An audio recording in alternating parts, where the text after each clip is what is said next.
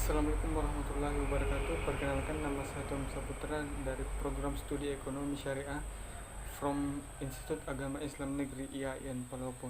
Nah, pada video kali ini saya akan membahas kembali 7 tema menarik tentang perekonomian Indonesia di jenjang internasional.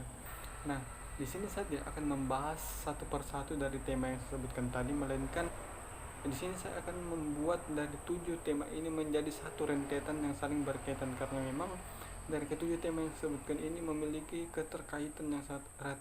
Artinya nanti saya akan membuat rentetan cerita kisah perekonomian Indonesia dari ketujuh tema tersebut. Oke. Yang pertama, kita bahas tentang hubungan bilateral. Nah, di sini hubungan bilateral itu bisa dikatakan bentuk kerjasama dengan negara Indonesia dengan negara-negara lain. Nah, salah satu contohnya di sini kerjasama Indonesia dengan pihak China itu sendiri. Nah, kita bisa lihat bahwasanya kerjasama ini bukanlah kita bisa lihat bahwasanya kerjasama ini tidak hanya menghasilkan hal positif saja, tetapi banyak juga hal-hal negatif yang dihasilkan dari bentuk kerjasama ini. Nah, di sini sebenarnya ini merupakan bukan hal yang baru lagi. Ini seperti yang saya bahas pada video sebelumnya, di mana pada masa Presiden Soeharto itu yang membuka kembali yang namanya kerjasama luar negeri, investasi asing, kerjasama dengan IMF dan World Bank. Nah, ini merupakan salah satu bentuk kebijakan yang memang sudah tidak asing lagi.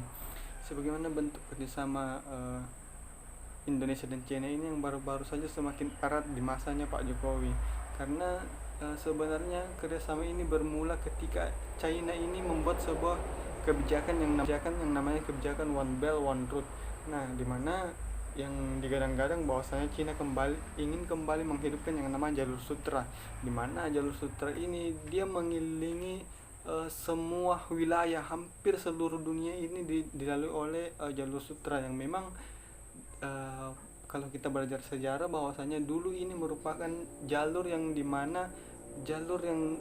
dilalui oleh kerajaan dinastian, yang digadang-gadang bahwasanya kerajaan ini adalah kerajaan yang paling sukses, yang sangat sukses di masa kerajaan dinastian. Nah, ini yang kemudian dijadikan siasat oleh China untuk bisa mengambil alih, untuk bisa menguasai atau bisa mempengaruhi atau menaruh pengaruh lebih besar terhadap suatu negara tersebut. Contohnya di Sri Lanka itu mereka sudah tidak mampu untuk mengembalikan investasi yang dilakukan oleh China. Akhirnya mereka menyerahkan asetnya, mereka menyerahkan pelabuhan mereka untuk di take over oleh pemerintah Cina, karena memang mereka sudah tidak mampu mengembalikan atau membayar investasi yang dilakukan oleh Cina. Nah, ini yang sekarang dilakukan oleh China terhadap Indonesia, menjalin kerjasama. Kita bisa lihat bahwasanya banyak sekali perusahaan-perusahaan yang hari ini itu dikuasai oleh China yang ada di Indonesia. Nah, itu juga belum berakhir. Ini bukan hanya bentuk kerjasama yang dilakukan hanya dari segi proyek perekonomian seperti perusahaan yang tadi saya sebutkan, tapi ini juga berkelanjutan dengan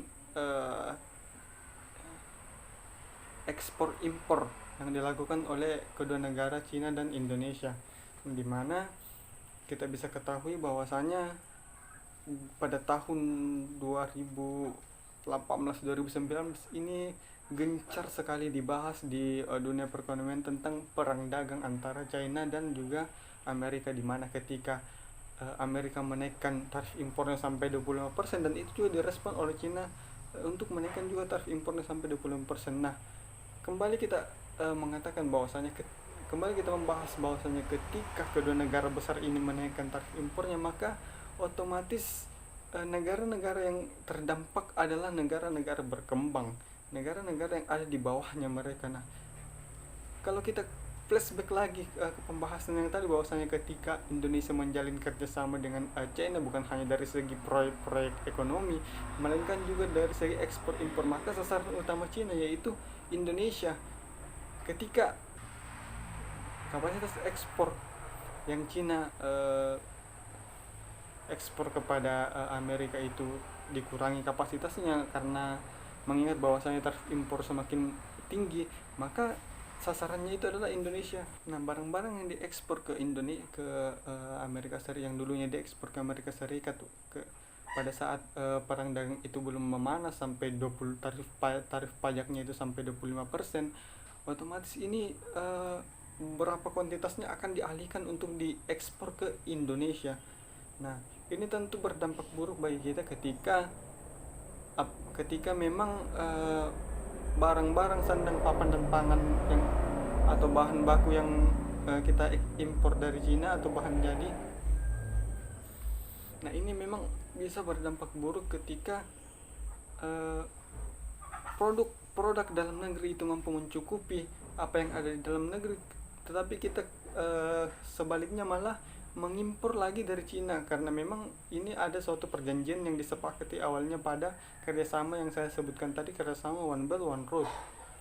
Nah, itu ini juga bukan hanya ekspor impor barang, tetapi jasa juga sekarang sudah diekspor dari China ke Indonesia. Dan seperti yang kita ketahui bahwasanya hari ini Indonesia mengalami yang namanya krisis, di mana banyak sekali pengangguran yang tercipta hari ini, sementara kita masih saja mengekspor ketenaga kerjaan, sementara perusahaan-perusahaan yang ada di Indonesia sendiri tidak mampu untuk menampung tenaga kerja yang ada di Indonesia.